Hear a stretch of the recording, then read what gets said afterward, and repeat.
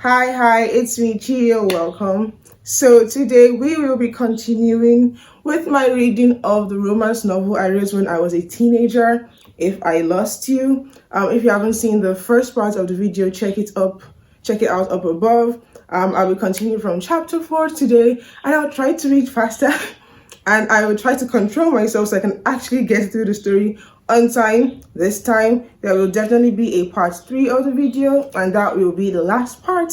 So if you're enjoying this, don't forget to like the video and let's get started. Chapter 4. Stephanie had gone already. Mark was awake. He couldn't think after what happened the night before. He was thinking of Emily, then Stephanie, then Emily. He was confused. He had to put it behind him. After all, he had to meet Emily by 6. He went to his library. He had to catch up on work. He was free today, but he had to do something to keep himself busy before his date. His phone rang. It was his sister. Why would she be calling him by this time, he thought. He picked up the phone. Hey sis, what's new? Oh, hi Mark. Oh my god. Oh, hi, Mark. His always excited sister Alex said, I just wanted to tell you that I might not be able to make it for the wedding. That is, if there is still a wedding. Yes, there is. And why won't you make it? Well, that's a tough one. What do you mean, that's a tough one? Wait, hold on. Kevin wants to speak with you. Okay, fine, put him on. Kevin takes the phone from Alex and Mark waits impatiently. I don't know why I went to present tense, but we live and we learn. He really wanted to know why his sister would miss his wedding, not like he missed hers. Hey bro, Kevin yelled. Oh, hey Kevin. Listen, why isn't Alex coming to my wedding? Don't tell me it's because of work. Well, you know Alex, Kevin chuckled. Hey, Alex said, interrupting the call. Put it on speaker, I have to explain this to him myself. She glared at Kevin. Look, Mark, the only reason why it's a difficult decision is because I'm so close to getting promoted, but I have to make it to Ohio for the promotion in a month plus, and apparently I'm going to be there for about 2 weeks, which is going to clash with your wedding day. Ohio? What will you be doing there? Working. I mean, I've just come back to my feet after the whole family problem. But you don't have to miss my wedding. After all, I didn't miss yours. Hey, that's not fair. You would have if mom hadn't made you cancel that trip of yours. Come on, cut me some slack. It's not every day I get an opportunity like this. Yeah, well, it's not every day I get married. You're making things really difficult for me. You know what? Once I'm back, I'll come over and I'll spend a week if I must, and I'll get you a really nice wedding present. Come on, please. Well, please. Well, okay, but only because you promised to come over. Well, that and the present. Seriously, she laughs. Mark laughs too. Put Kevin on. Kevin goes on the phone to talk. So Mark, the old charmer's got you again. I can't believe you let her miss this one. Now, if it were me, don't tell me you're planning on missing this one too. No, come on man, I'm your best man. Chicks dig that. There's no way I want to... Okay.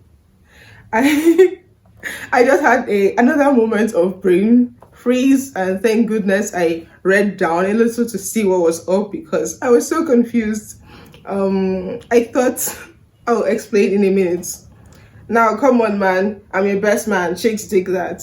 There's no way I won't score a single lady on your wedding. So let me get this straight. My wedding is the perfect opportunity for you to flirt. You know it, man. Okay, no problem. Well, I have something to do soon, so I'll talk to you later. Okay, bye, his siblings answered in unison. And that's why I was scared, because I was reading this and you thought that they were married, but apparently they were siblings, so good. Mark hung up the phone. He looked at his watch. It was well past 3. He wondered if time could move any faster. He figured the only thing that would keep him preoccupied was Emily. He went into his room to rest for a little while. He had to rest, if not, he would spoil the date's mood for Emily and himself. He was standing at the altar as his bride walked down the aisle. He was tense. Stephanie was holding a bouquet of purple flowers and a very beautiful gown with a long tail. She walked up to him and she took off her veil.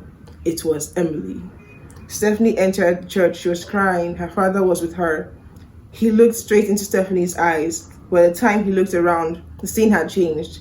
Emily was gone and his bride was Stephanie. He looked around confused as everyone waited for him to say, I do.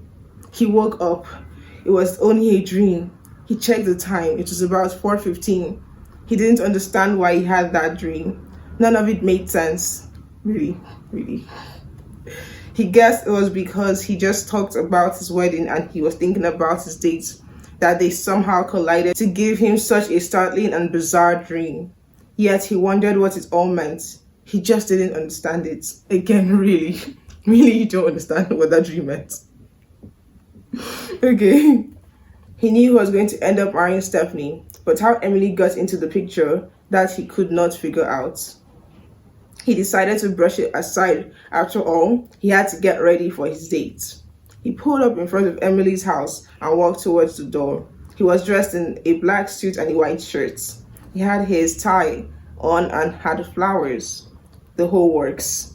He rang the doorbell. Emily answered the door and she was dressed in a pair of jeans and a cute top with sandals. Awkward, she said. Come in, let me slip into something more or less comfortable. He sat down in the living room and waited. He was tired of waiting, so he went around looking for pictures and some other things. He came across a picture with Emily when she was about 10. She was in the park with her friends, and oh, her face had ice cream all over it. She was so different. He couldn't believe such a playful little girl would turn out to be. Mark turned around to see Emily in a short silk cream dress. Her hair was packed in a bun and the front was left to fall to the side. She had a pair of silver earrings on and a pearl necklace. He couldn't believe that little girl in the picture could turn out to be this beautiful. So, she asked, oh, sorry, it's just that you look beautiful. She smiled at him. You're not so bad yourself. Oh, right, these are for you. He gave her the flowers and led her outside. Where are we going? She asked. Somewhere amazing. He pulled up at a park next to the shipping dock, whatever. This is where we're eating. Okay, so for the first time, I'm sure I copied a line from something. So I watched Parent Trap a lot growing up, and I'm guessing this is where that statement came from. This is where we're eating? No, that's where we're eating. He pointed at the water. Then when she looked, she saw a huge yacht docked at the bay. It was beautiful, with lights glowing at every corner. It was called the Lonely Pearl. He led her onto the yacht where they had table reservations. They were seated now. Then he looked at her. He could tell she was not comfortable here. Why are you so tense? He asked. The truth is, I've never been on one of these before, and I'm not really used to the whole dinner for two on a romantic yacht thing. Oh, I didn't realize that. I should have asked you where you'd like to go. I should have informed you about. Stop. It's okay, Mark. Really, it's wonderful. Oh, then I'm glad you're here. She blushed. She could feel her cheeks turn red by the second. She never thought a little compliment like that could make her go red. Okay, she cleared her throat. Are you going to order? He called the waiter and they made their orders. She was so glad he wasn't asking her too many questions. She imagined embarrassing herself a billion times if she kept on talking. After the dinner, she suggested they go to the park. They were sitting on the grass in the park. So why did you want to come here anyway? He asked. I don't know, I just feel freer here. It's like nobody can see me or judge me, and I can just look at the stars and they all stare at me back and smile just at me. How about now that I'm here with you, the stars are not going to smile at you alone? Oh my god, I'm such a romantic child. How about now that I'm here with you, the stars are not going to smile at you alone? No, but now you smile at me too. Skills, writing skills. And the stars are not sharing it with you. She blushed again. Oh, what the heck, she thought. She was already crazy about this man. She leaned on him and he wrapped his arms around her. She looked at the stars. Oh, look, it's a shooting star, she yelled. Quick, make your wish. What? Just do it. They closed their eyes and made their wishes. Okay then, he said. What? He chuckled. Nothing, it's just that, wishing star. Yes, I still believe wishes do come through. He laughed. Stop it. Okay, okay, I respect that. They talked all night, and when it was finally very late, they decided to go home. It was a slow drive. They were both tired. He pulled up in front of her house. Well, we're here, he said. He opened the door for her and walked out to her door. So, she said, so here we are. Yes, thanks for the evening. It was wonderful. I had a good time. So did I. Well, he leaned in, and before she could say anything else, he kissed her. She couldn't resist it. It was she couldn't resist it. It was the most amazing thing ever. She felt butterflies in her stomach. She kissed him back. He was so tender and gentle with her. He wasn't rushing or being demanding. He was just being loving. They pulled apart. She wanted him more than anything. Good night, he said. As he was leaving, she called after him. Hey, Mark, you know what I said about wishes? I think mine just came true. She waited for a reaction. He smiled. I'm glad because so did mine. Gosh. Even as a child that knew nothing, I was so romantic, obviously. Let's ignore the fact that he was cheating on his fiancée, but I was so romantic as a child. Oh my God, what happened to me? Emily was up all night. All she could think of was Mark and that kiss. She had to admit it to herself. She was already in love with him, but how he felt mattered too. He couldn't possibly like me. He barely even knows me, she thought. But still, that kiss. She fell back on her bed, dreaming of him and only him. She loved him, and nothing was going to change that. It made her scared. She had never felt like this before. She was not ready to get hurt by a man. She wished he loved her too. But she knew better because he was probably just being a man. Wow. Wow. Seems like I was also very smart as a child. Because despite my lack of knowledge, I know what's up. I know what's up. After all, he did save her after that accident. He was probably just taking advantage of the situation, she thought. So let's see. Despite my will to regurgitate everything I had read, my mind still knew there are some things that are fishy, some things that are like not straight. So clearly, I was a genius. She sat up wondering how he could have even saved her in the first place. There was no one else around when she went on the walk. So how did he save her, she thought. She reminded herself that she should just be grateful. After all, she was unconscious for a pretty good amount of time. He must have found her lying there. Mark was in the living room. He cursed under his breath. He wasn't supposed to kiss her, he thought. He was getting married. At least he's admitting his faults. He knew how he felt about her, but there was Stephanie. How was he going to leave Emily after this? What was he supposed to do, he thought? Walk up to Emily and say, hey, I know I kissed you, but I'm about to get married. Sorry I led you on. Maybe. He was screwed. Not only would he end up hurting her physically, but emotionally too. He had to be more humane than that, he thought. How was he supposed to get through this? He should never have kissed her. He had already made so many mistakes in the past 1 year. He had to figure out a way to correct all his mistakes. If this woman loved him, he prayed she wouldn't. He had to make a very difficult decision. I feel my story. I don't know, I've read myself so much today, but actually I've enjoyed the story I wrote. Mark called Emily. It was 1:30 p.m. He had to talk to her. The phone rang. Emily picked up. Hello? Hey, he said. Hey yourself, was her response, but she knew she was already shaky. Do you mind if I come over? No, you can. Okay, see you soon. He hung up. She knew this was it. He was going to come over and let her down easy. He was going to tell her that the kiss meant nothing to him and she should not make anything of it. She wondered what she was going to say when he broke this news to her. She was too anxious. She knew it would do her no good. The doorbell rang. Emily went over to answer it. It was Mark. Come in. He entered. Hi, Emily. Hi. She ushered him over to a seat. We need to talk. Do you mind sitting next to me? It's important.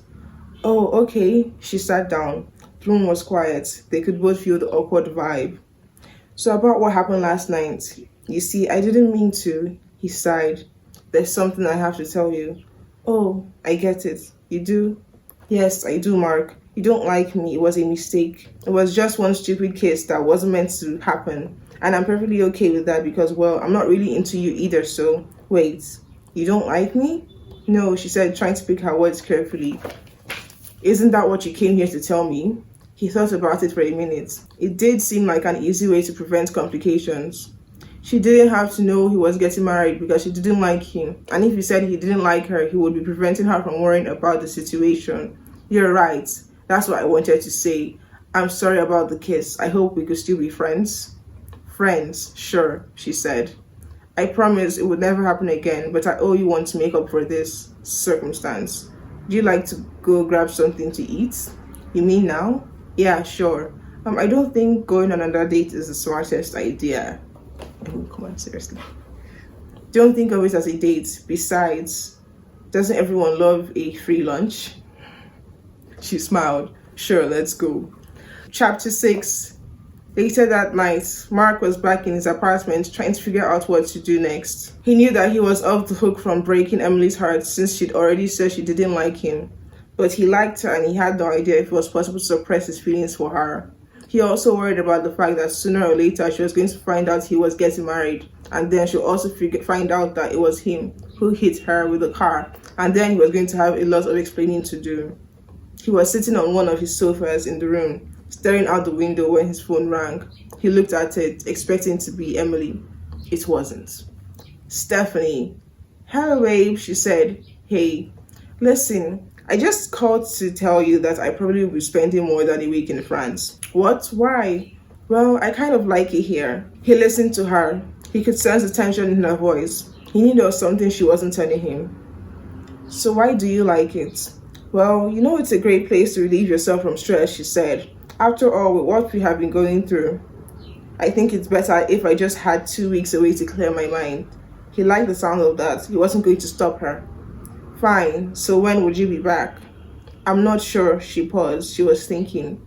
Give me 2 weeks at least. He made a long sigh. Fine. Then she hung up. Mark decided to go for a long drive. He had to clear his head. He did not want to think of anything.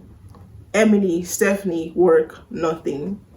He drove by the park where he remembered how he and Emily went there on their dates. Scratch that, or a friendly outing. He decided to go there and clear his head. It seemed so peaceful. He went to that same spot where he and Emily sat. Then he looked at the night sky and remembered when he made their wish. He thought that that was the biggest mistake he ever made, and now he couldn't get over her.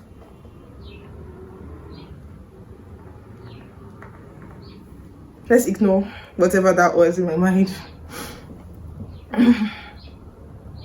It was almost 11 p.m., so he decided to go home. He got to his room and decided to do some work. He was slacking behind, and he had a lot of files to sort. If he wanted the shipment to come in on time, he buried himself deep in work for the rest of the day. Chapter 7. So Emily, would you like to go out tomorrow? Mark asked. They were sitting in a restaurant having a cup of coffee. The place was called Walter's Waffles. It looked like a place out of the 70s. All the waitresses wore rollerblades and red and white checkered short dresses. Emily took a sip of her coffee. Actually, I'd rather not. Oh, why? Well, because all we ever seem to do is go out and have fun. You see, I'm your friend, but I don't seem to know anything about you. Okay, you don't know anything about me? Well, here is what you have to know. He put his cup down and stood as if he were introducing. He put his cup down and stood as if he were introducing himself for the first time. Hi, my name is Mark Smith. I'm 31. I'm a businessman and a good-looking one, if I do say so myself. I'm a huge fan of the Red Sox. I have 2 siblings, a brother and sister, who can choke me up, but I love them anyways. I have an embarrassing scar on my back, which I got when my sister pushed me in a pond when I was little. And before I tell you any other further embarrassing thing, I'd like you to know that I am very capable of murder if you laugh. And one more thing, I'd like to go out and have fun. Well, Mr. Mark, considering the fact that you do not know me, I have to decline that offer. Oh, what about we did something not fun? Like what? Like me taking you to my office? I mean, with a lot of businessmen, probably well into their 50s, you're bound to be bored to tears. And besides, you could see for yourself what I am really all about.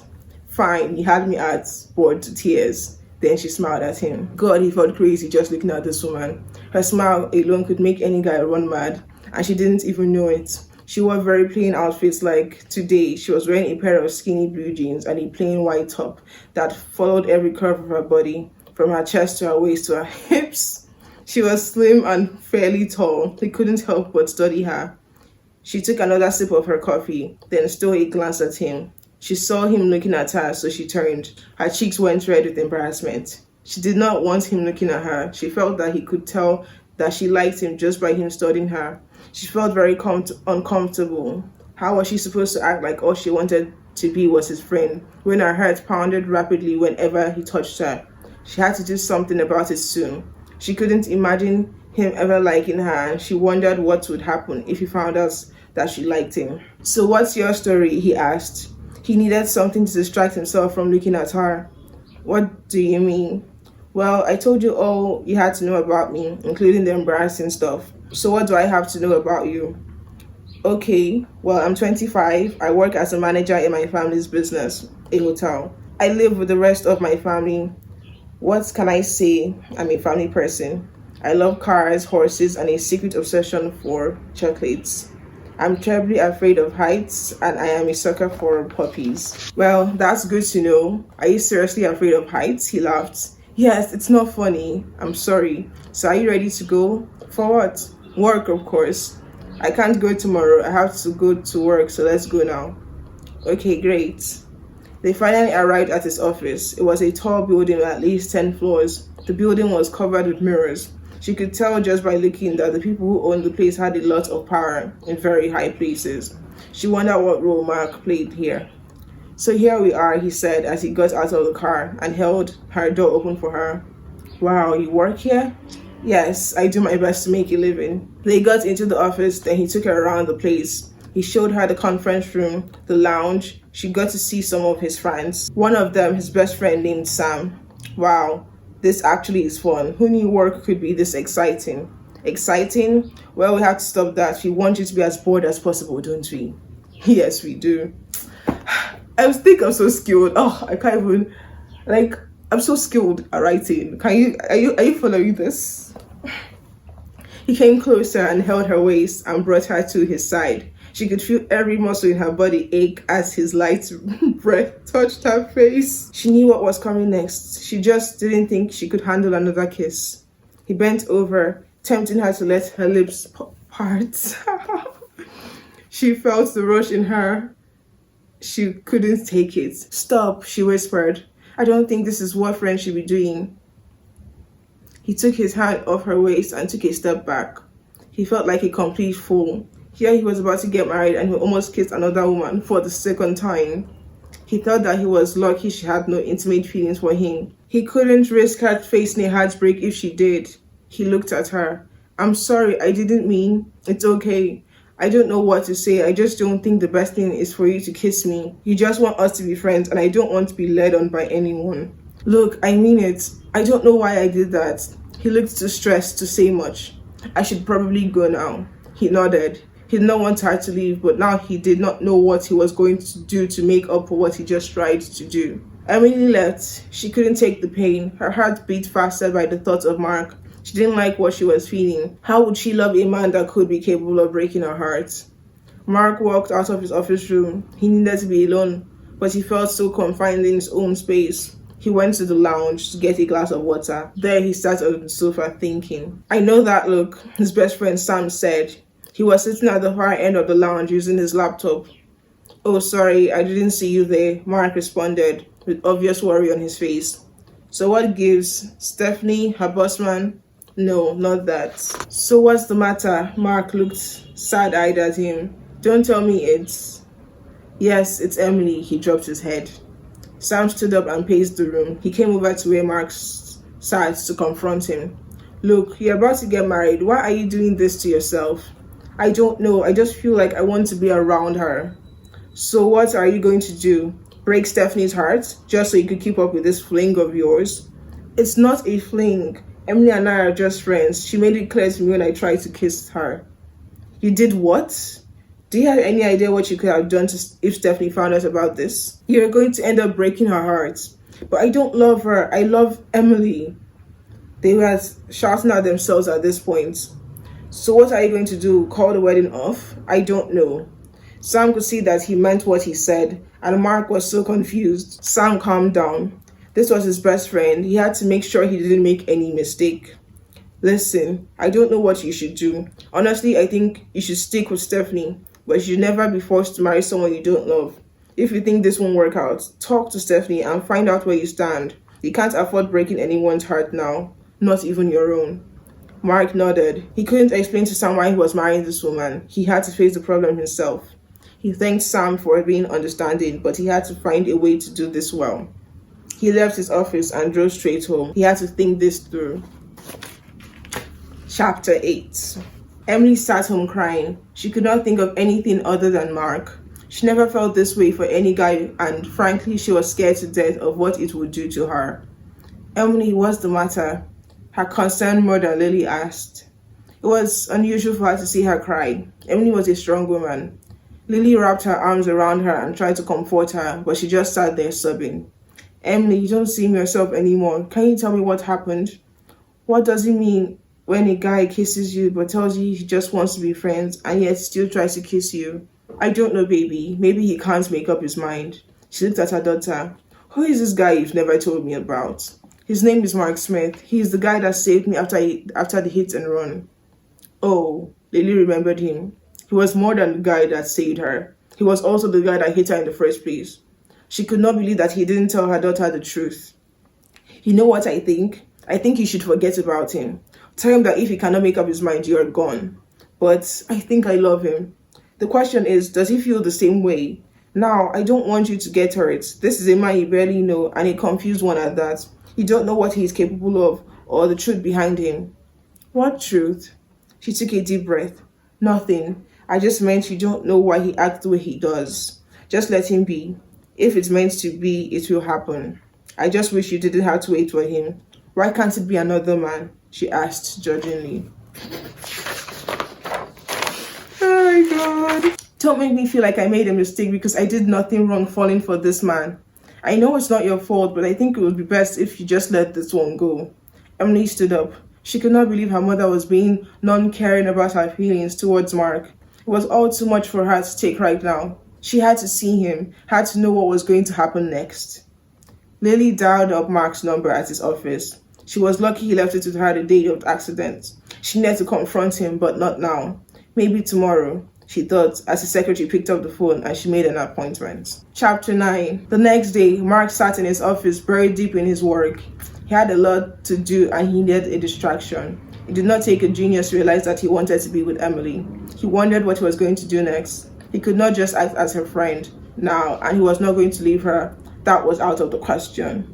But he could not leave Stephanie either. He made a promise and he intended to keep it. What was he going to tell Emily? What was he going to say to her if she called? His mind was plagued with worry. He could not imagine his day go worse. His telecom beeped. It was his secretary. He put her through. Sir, there's a woman here to see you. A Miss Lily Watson? Who is that? She says she's Emily's mother, sir. Should I let her in? Yes, please. Lily entered into his office. He could tell by the look on her face that it was serious. He tensed. He knew it had something to do with Emily. Of course, there was no other reason. He hurt her by trying to kiss her, and now her mother was coming to protect her. Miss Watson, please sit, he gestured. She took a seat opposite him. So what brings you here? You know fully well why I'm here. You hurt my daughter. I know that you will again. Ma'am, if it's because I showed any feelings towards your daughter, I am truly sorry. It was a stupid mistake and I never intended to hurt. Oh, don't be so naive. I won't waste my time disturbing you because my daughter does not know how to relate to your feelings for her. I'm simply here because we both know what happened on the day of Emily's accident, but you seem to have failed to include Emily in on this knowledge. Oh, that. Yes, that. How do you think she'd feel if she found out that the guy she likes isn't completely honest with her? Wait, she likes me? Priorities. Yes, she does. But that's not the point. The point is you're going to make her feel more insecure than she already is when she finds out she can't trust you. You have no idea what I'm going through right now. I really like your daughter, but I cannot handle telling her that it was me who hit her. She said she would sue me for God's sake. I think she should. With this attitude you're pulling, if you really like her the way you say you do, then you do the right thing and tell her the truth. I don't want to have to tell her myself. It's not that easy. Nothing ever is. Wise words. She got up from her seat. Good day, Mark, and good luck. He just sat down, staring into thin air. He could not understand what the best thing to do was. He knew he had to tell her the truth. It would still hurt her, but he couldn't continue lying to her. Work suddenly seemed so slow. It was finally night. He could finally get some rest and sort out this whole problem. He always thought clearer at night. He needed to find a way to break this to her without jeopardizing anything they had or could have had. He laughed at the thoughts. Just right before Lily came in, he could have sworn Emily had absolutely no feelings for him. Now he knew the way she felt, it made things worse. He could hurt her now. He was not ready to let another woman down. Not after he saw what he put Stephanie through. He's slow, but there's growth. There is some growth there. Chapter 10. Emily heard her phone ring. She looked at it. It was Mark. She was not going to answer it. Mark saw he had been switched to voicemail. No, he had to talk to her now. He was not going to let this lie. Leaving this talk for any longer could possibly make it harder for him. It was 10 a.m. when Emily heard the bell ring. She went to answer it. Mark was on the other side of the door, rethinking his plan. He should have just told her before, he thought. Now she was probably going to hate him for life. Emily opened the door and saw Mark standing right in front of her. What are you doing here? She asked. I need to talk to you. Can I come in? She shrugged. Sure. Mark entered the house and Emily led him to the main room. Well, aren't you going to have a seat? She asked, already frustrated. She did not know why she was mad at him. It was just one kiss that actually never happened. Maybe she should just give him a chance, she thought. I mean, you might not know how one would surprise you. She loved him and she thought there was a possibility that he would never hurt her. Actually, I'd rather stand for this, he said. Why? Look, I'm sorry for everything. I'm sorry I tried to kiss you. That was a stupid mistake. Honestly, I lied and I said I just wanted to be friends. I don't. I wish we could be something more. But there's a lot you don't know about me. A lot I have to tell you, but I just can't. I'm really sorry for everything. Look, you don't have to be sorry for kissing me and trying to kiss me again. The truth is that I really like you, but I'm just afraid I'd get hurt. But I've never met any guy like you and I doubt you could hurt me. You don't understand. I would hurt you. I'm not safe and I don't want to have to put you through it. I'm not worth the pain.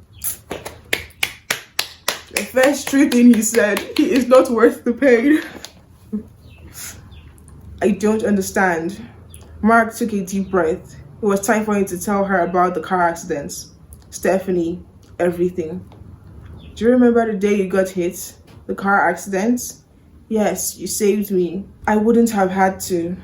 What are you getting at? When you got hit with that car, it wasn't a hit and run, because then I'd have not taken you to the hospital.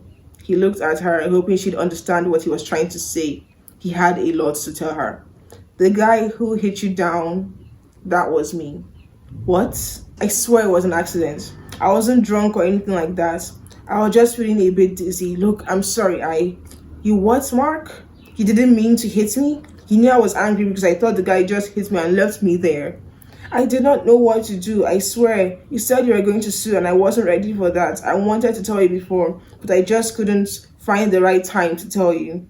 And then I fell in love with you. And when I found out you liked me too, I felt screwed. I know I made a mistake, but you can't blame me for trying to play it safe. Safe? You know nothing about playing anything safe. And how did you even find out that I liked you? Your mother. Great. So now you even talk to my own mother about things, but you can't talk to me? Look, I was not going to tell her anything. She came to my office too. That's not important. Why didn't you just tell me the truth right from the start? She was in tears now. She was not used to having so much to deal with. I wanted to. I just didn't know how. I was worried you were going to hate me. Look, I love you, okay? I don't want anything to get between what we have together. We have nothing together, Mark. Maybe we could have, but now I'm not so sure. He couldn't believe what he was hearing. How was he going to tell Emily about his fiancée? Look, I'm really sorry. I know you're mad and you're probably going to sue me and stuff, but I'm not going to sue you, Mark. You did save me, even though you should have known that. You should have tried. I didn't mean to hurt you. You didn't hurt me. You just disappointed me. Please, just go. He had nothing to say, nothing.